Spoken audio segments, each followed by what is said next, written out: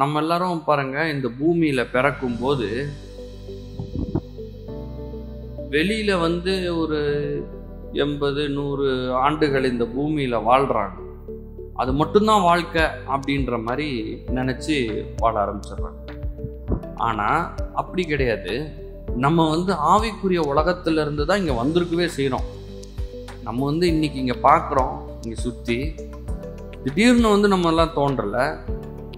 எந்த ஒரு பொருளும் திடீர்னுலாம் வராது.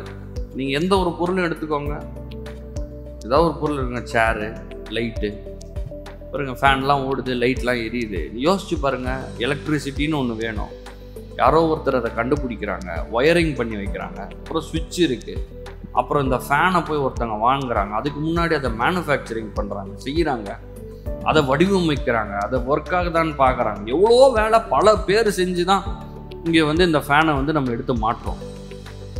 இது திடீர்னு வந்துருச்சுங்க, ஃபேனு வந்துருச்சுங்க, ஓடிட்டு இருக்குன்னுலாம் சொல்கிறது கிடையாது. அதை நம்ம அப்படி ஒத்துக்கிறதும் கிடையாது. ஆனால் மனுஷன் மட்டும் திடீர்னு வந்துட்டாங்க, திடீர்னு வருதுங்க எல்லாமே அப்படின்லாம் அப்படிலாம் வர்றது கிடையாது. நம்மளை உருவாக்கின ஒருவர் இருக்கிறார். நம்மளை யார் உண்டாக்கி இருக்கிறா? நம்ம எல்லாரையும் நம்முடைய பரம தகப்பன் நம்மளை உண்டாக்கி இருக்கிறார். வெளியில் இருக்கிறவங்களை யார் உண்டாக்கி இருக்கா? அவங்களே அப்படி தான் உருவாக்கி இருக்கிறார். ஆண்டவர் என்ன பண்ணாருன்னா, உண்டாக்கும் போது ஒரு 10,000 மனுஷனை உண்டாக்கலை, இல்லை 10 கோடி மக்களை போட்டு விடுவோம்லாம் போடலை. அவர் உருவாக்கும் போது ஆதாம், ஏவாள், அந்த 2 பேருக்குள்ள எல்லாரையும் வச்சுட்டாரு உள்ள. அவங்களுக்கு பிள்ளைகள், பேர பிள்ளைகள், சந்ததி சந்ததியா பிறந்து இன்றைக்கு கடைசியில் எங்க நிக்குதுன்னா நம்ம கிட்ட நிக்குது. ஆனா அது மட்டும் கிடையாது. நம்ம மனுஷங்க சிலர் அது வரைக்கும் ஒத்துக்குவாங்க, ஓகேங்க ஆதாம்ல இருந்து வந்தோமா, சரி விடுங்க. ஆனா மறுபிறப்பு என்று ஒன்று இருக்கிறது.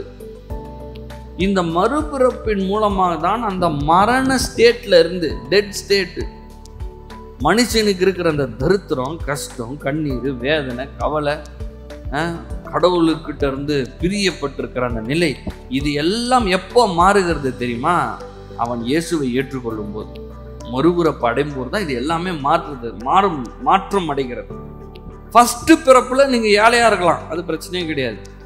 ஃபர்ஸ்ட் பிறப்புல வியாதியா இருந்திருக்கலாம், ஃபர்ஸ்ட் பிறப்புல பலவீனமா இருந்திருக்கலாம், ஃபர்ஸ்ட் பிறப்புல ஏதோ கஷ்டமாயிட்டு இருக்கலாம். ஆனா அதெல்லாம் பிரச்சனையே கிடையாது. 2வது பிறப்பு என்று ஒன்று இருக்குது.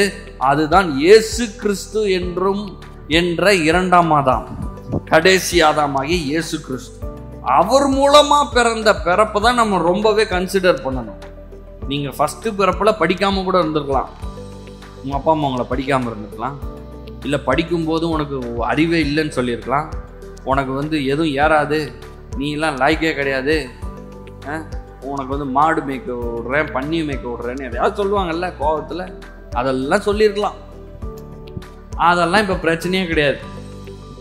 2ஆம் ஆதாமாகிய இயேசுவின் மூலமாக நீங்கள் பிறக்கப்பட்டால் ஜெயிப்பீர்கள், வெற்றி அடைவீர்கள், செழிப்படைவீர்கள், ஐஸ்வர்யவான்கள் ஆவீர்கள். ஏன்னா அதான் அந்த ஸ்டேட்டே.